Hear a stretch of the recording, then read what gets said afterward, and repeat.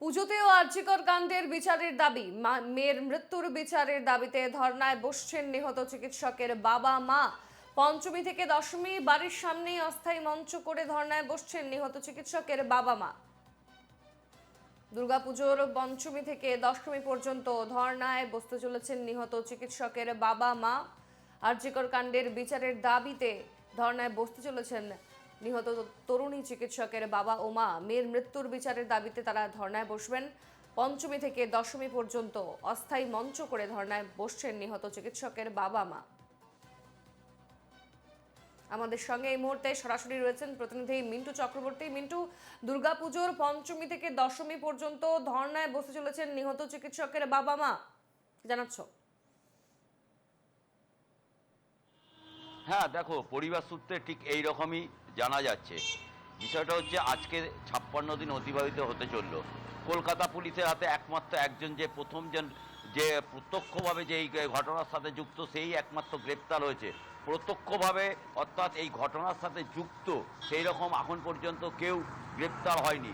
কিন্তু সিবিআই অথবা ফরেন্সিক বলো বা প্রত্যেকের জায়গা থেকে প্রতিটা তদন্ত থেকেই একটা জায়গায় উঠে আসছে যে মেয়েটিকে একজন একা কোনো মদ্যপ যুবক তার উপর পাশবিক অত্যাচার করেনি, একাধিক ব্যক্তি। তাহলে সেই একাধিক ব্যক্তি যারা প্রত্যক্ষ জড়িত আছে তারা কিন্তু এখন পর্যন্ত এই ঘটনায় এখন পর্যন্ত গ্রেপ্তার পর্যন্ত হয়নি।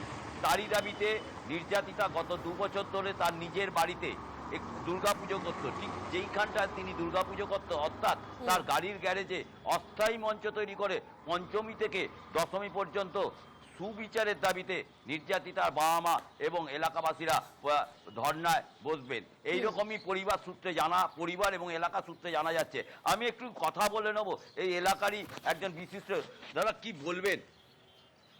আমরা চাইছি, এখন পর্যন্ত আমরা কোনো সুবিচার পেলাম না, আর ধরা পড়লো একজনই।